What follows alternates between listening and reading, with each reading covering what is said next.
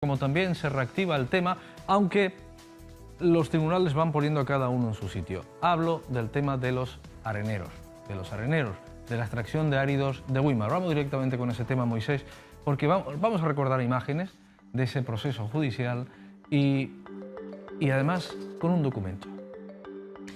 Sí, sobre todo porque esto lo conocíamos el pasado viernes, trascendía el pasado viernes esta sentencia del Tribunal Supremo. Recuerden con un que nombre propio, Francisco Javier del Rosario Fuentes presentó un recurso de casación ante el Alto Tribunal que lo que vino es a desestimar su recurso y a confirmar la sentencia de la Audiencia Provincial de la sección segunda que curiosamente preside Joaquín Astor Landete, presidente de la Audiencia Provincial, que ahora mismo estará redactando, suponemos, entre otros, el caso Las Teresitas. Pues lo que viene a confirmar es que son 3 años de prisión y todo lo demás. Sí. Hay que reponer, hay que restaurar y todos los planes que todavía que sepamos, no solo Francisco Javier del Rosario Fuentes, ya condenado por el Tribunal Supremo, aunque en este caso cabe recurso al Tribunal Constitucional, aunque rara vez el Tribunal Constitucional le va a decir que no al Tribunal Supremo. Sí. Cuando ya el Tribunal Supremo ha vuelto a ratificar en una sentencia de 50 y no sé cuántos folios, vamos a ver si me acuerdo del último, 53. 54. Sí, lo vi desde aquí. 54, ya veo que tienes buena vista.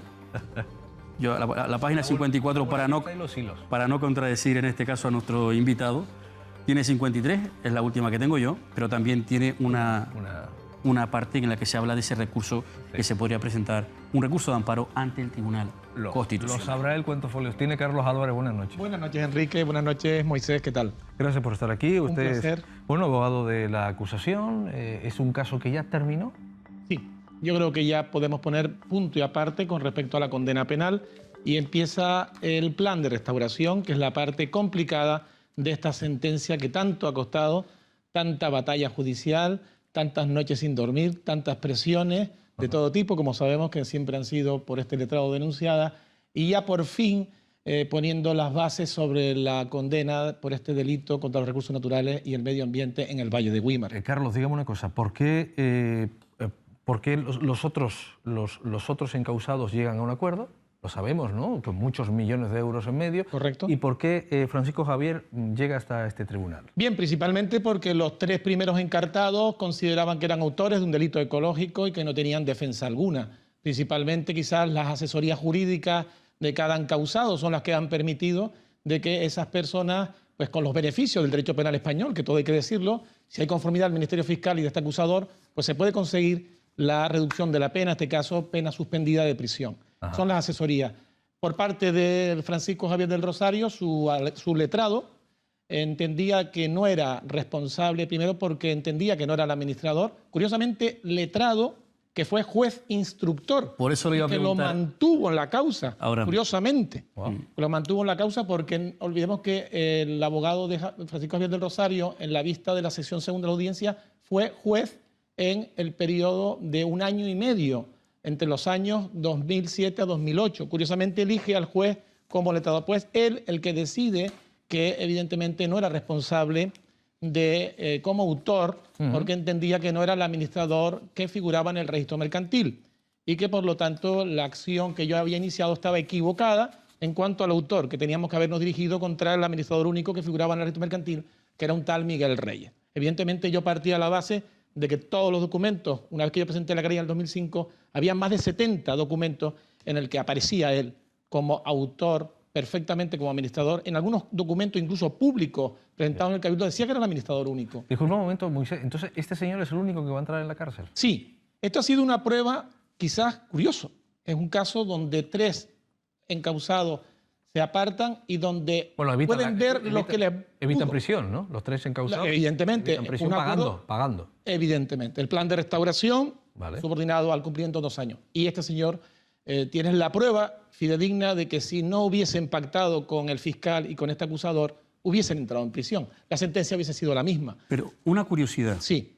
¿Cómo es posible que un recurso ante el Tribunal Supremo, en este caso, este recurso haya sido tan rápido? Es muy extraño, porque normalmente el Supremo suele tardar un poco más. Vale, no confundamos el aspecto civil del Tribunal Supremo con la parte penal, la sala segunda. Evidentemente la sala primera tarda muchísimo más, e incluso hasta 7 y 8 años en resolver los recursos de casación. Pero la Sala Segunda del Tribunal Supremo no. La Sala Segunda del Tribunal Supremo, en atención al criterio de garantía de la rapidez, coincide en que dicta sentencias en un periodo no superior a 6 meses. Y lo estamos viendo ya con mucha habitualidad. Por lo tanto, el ir al Supremo es quizás una táctica dilatoria semestral, digo yo, de 6 meses como mucho. De todas formas, usted confirmaba anteriormente una pregunta de Enrique que Francisco Javier del Rosario va a entrar en la cárcel en un breve plazo. Sí, exactamente igual que otra sentencia que tuve este año de otra persona que quedó condenada por el Tribunal Supremo también. Prácticamente a la semana de notificar la sentencia, en este caso a los letrados y procuradores, pues a la siguiente semana prácticamente la Audiencia Provincial Sección Segunda pues lo requirió para la entrada en prisión. Por lo tanto, podríamos estar hablando de que Francisco Javier del Rosario la próxima semana podría ser requerido ya para la entrada en prisión. Es la primera vez que le tenemos a usted aquí. Sí. ¿Quién va a tapar los agujeros? ¿Quién va a restaurar eso? Bien.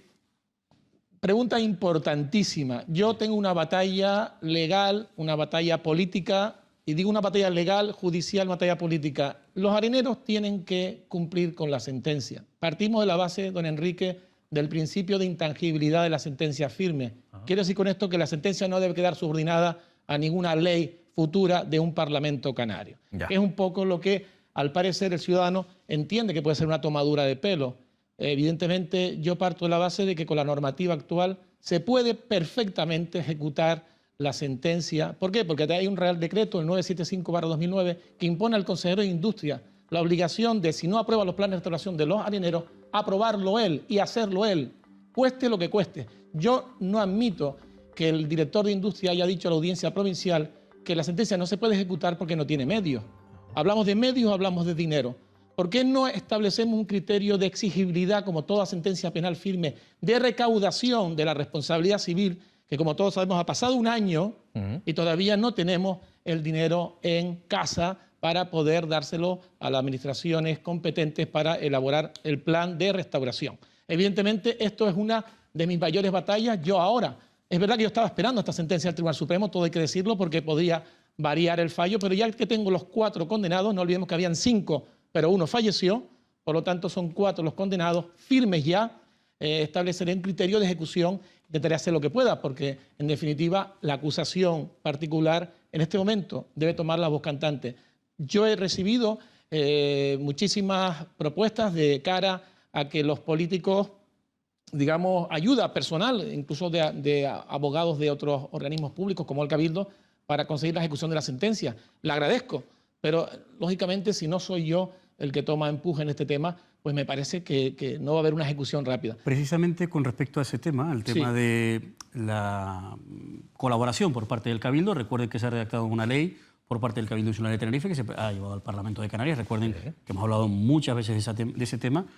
Sé que usted, incluso le veíamos aquí unas declaraciones a esta televisión en la que decía que estaba satisfecho con la palabra de Carlos Alonso, pero ¿va todo lo rápido que usted tenía previsto? Don Carlos Alonso, tengo que decir que sus motivos son muy buenos. Él quiso dejar claro con la colaboración a este letrado. ¿Esta ley del Cabildo es buena para la reposición de esos hoyos? Es complementaria, podría decir. Es buena para el Valle de Güímar porque pretende la reforma del Plan Insular de Ordenación Territorial, famoso PIOT, y el Plan de Ordenación de los Barrancos del 2002 y 2003. No olvidemos que el Plan de Restauración considera que debe de tener una modificación del PIOT y del Plan Territorial de los Barrancos. También porque quiere establecer, matar 2 pájaros de un tiro, no indemnizar a los posibles derechos latentes de extracción minera. Que no olvidemos que el uso del terreno es agrícola con explotación minera. Claro, la ley plantea cuestiones que para mí, como letrado, pretende una condena no solamente a los condenados, sino también a todo el resto de propietarios colindantes de Güímar. Yo siempre he dicho que ahora esa ley, una vez que se apruebe, si se apruebe, entenderá que para ejecutar ese plan conjunto de restauración, porque no puede haber plan individual de restauración, tendríamos que complicarle la vida a todos los colindantes y vecinos, porque tenemos que hablar de expropiación forzosa. Yo entiendo que no se puede reponer el árido de otro sitio, el árido tiene que ser de la misma zona. Una propuesta sería bajarle la cota a todo el mundo 100 metros de profundidad y el árido que se obtiene bajando la cota de profundidad se rellenaría toda la superficie, digamos, excavada por estos condenados. Podría ser una propuesta, quiere decir que viviendas que están a 100 metros de cota bajarían 100 metros en el subsuelo. Wow. ¿Esto podría ser viable? Sí, pero esto superaría, por supuesto, los 1.000 millones de euros, sin perjuicio de otros disparates que por parte de las autoridades de Weimar se pretenden, quizá como plan de restauración, de intentar establecer criterios como hoteleros, turísticos. Es decir, que lo de Mi Milán y estos proyectos que hemos contado aquí precisamente... Son proyectos ilusionantes de una primera mandataria que quiere... ¿Ilusionantes o ilusorios? Los dos. Ilusionantes e ilusorios, por supuesto. Porque evidentemente la primera mandataria de Weimar lo que quiere, lógicamente, es prorrogarse y al pueblo wimarero crear una ilusión de que ahí va a haber empleo, de que ahí va a haber muchísimas cosas. Pero nos olvidamos de que efectivamente se trata de barrancos, se trata de una actividad que evidentemente para restaurar debe ser compatible, como es la agropecuaria. No podemos establecer actividades fuera de las actividades agrícolas. ¿Cuál es la zona del sector? Platanera, vinícola, papas, lo de siempre, lo que ha plantado el wimarero. No podemos hacer allí Playa de las Américas 2. Es verdad que si lo digo como primer mandatario del ayuntamiento, como alcaldesa o como alcalde, puede crear una ilusión porque habla de puestos de trabajo. La creó. Sí, y habla de inversiones de más de 1.000 millones de euros. Me parece que bien, cada político tiene en su potestad, ya quiere en ese momento, pero es irrealizable, no se puede establecer criterios de ese tipo cuando hablamos del plan de restauración en base al artículo 339 del Código Penal, que ordena el restablecimiento del orden ecológico perturbado. El restablecimiento del orden ecológico perturbado no es establecer actividades hoteleras ni cambio de uso. Sería un disparate, es un auténtico disparate. Con respecto a los condenados ya, en este caso incluso con Francisco Javier del Rosario, ya condenado por el Supremo. Firme. ¿Qué se puede hacer a partir de ahora? Porque no hemos visto, sí. Recuerdo incluso un proyecto de Antonio Plasencia, si no me equivoco era de 4 millones de euros, sí. De una balsa que iba a regar unos olivos, una cosa un poco rara, porque incluso sabemos que el propietario de Promotora Punta Larga tiene una gran extensión de terreno en la zona, con lo cual casi que la balsa iba a darle agua a los propios olivos. Pero bueno, más allá de eso, los planes o los proyectos deberían ser mucho más cuantiosos para cumplir la sentencia. Por supuesto. Establezco y vamos a establecer un criterio para la opinión pública. Eso es el cuerpo del delito. Con el cuerpo del delito no se puede traficar.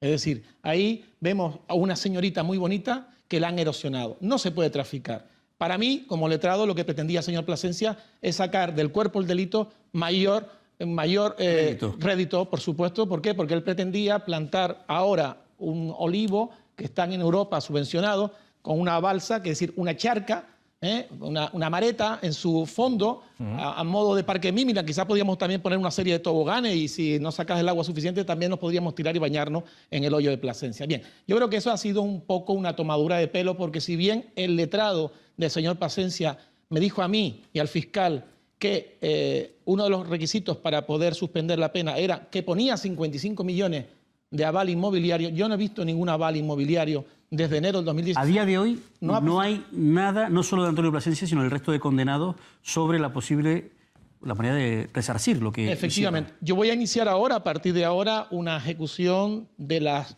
fianzas de manera más efectiva. Hay que procurar recaudar el dinero. También he pedido, a través de los letrados del Cabildo, que me ayudaran los servicios jurídicos del Gobierno de Canarias, como lo hace la Seguridad Social o como lo hace la Administración Tributaria o la Agencia Tributaria Nacional. Vamos a ir a cobrar porque el administrador es responsable no solamente en la sociedad en la que actúa, sino en todas las sociedades que tenga. Es administrador universal en España. No olvidemos la responsabilidad de los administradores en la Ley de Sociedad de Capital.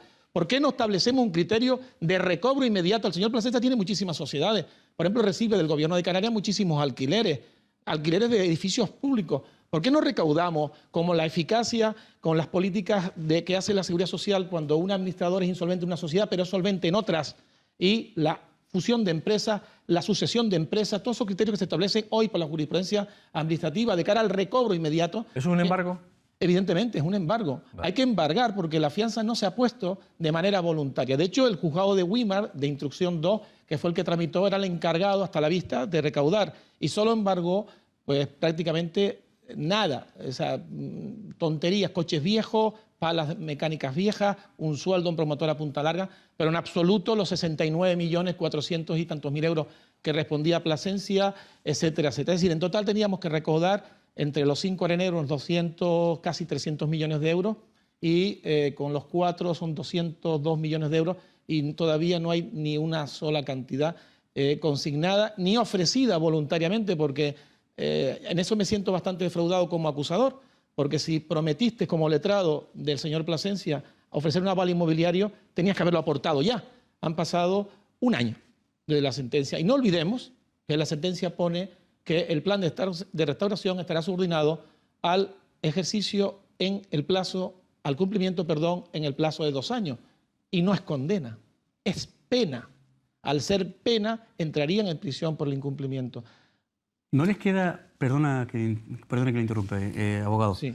¿no le queda un indulto? Porque, por ejemplo, en este caso, ¿se puede pedir un indulto o puede pedir Francisco Javier del Rosario un indulto para no entrar en prisión? No, por fin, entre los criterios que tiene el Partido Popular, en este caso que es el que está gobernando para conceder el indulto, ya han rechazado los delitos contra el territorio, los delitos contra los recursos naturales, como delito a usar para el indulto. Porque también lo hemos escuchado, por ejemplo, en la sentencia en firme del Mamotreto, Sí. ¿no? Que lo han utilizado tanto Manuel Parejo como Norberto Plasencia, el que fuera concejal de Urbanismo y de Obras del Ayuntamiento capitalino. Pero en este caso, aunque lo pidiesen, no tendría... Vamos a ver, Europa lo ha dicho clarísimo, las políticas españolas en protección del territorio no son quizás las mejores leyes españolas para... no castigan suficiente las leyes españolas. Ha sido el Tribunal Supremo el que ha puesto con más énfasis. Sí. Entiendo que el Partido Popular no debe de tramitar ningún indulto a un condenado firme por el Tribunal Supremo en un delito contra los recursos naturales y el medio ambiente. Sería ir contra su propia, digamos, vamos a decir desde el punto de vista jurídico, su propia deontología política, ¿no? Si vamos a hablar de limpieza, de quitarle a los condenados por sentencia, quitarle sus penas por un indulto, ¿no? Don Carlos, muchas gracias, muy amable. Un placer. Muchas cosas han quedado claras. Más que han quedado claras, las hemos conocido hoy. Sí, la verdad que en este caso siempre el tema de los vericuetos, los resquicios, mejor dicho, más que los vericuetos, los resquicios jurídicos a mí me escandaliza el hecho de que no haya un aval todavía puesto sobre la mesa, ni de que se haya embarcado ni siquiera ningún estudio, informe, proyecto que venga a reponer el daño causado. Entonces, ¿para qué te han condenado, hermano? ¿No? Vamos a ver qué ocurre. Será para cumplir. Tienen un año todavía, si no me equivoco. Será para cumplir la condena. Gracias, buenas noches. Buenas noches.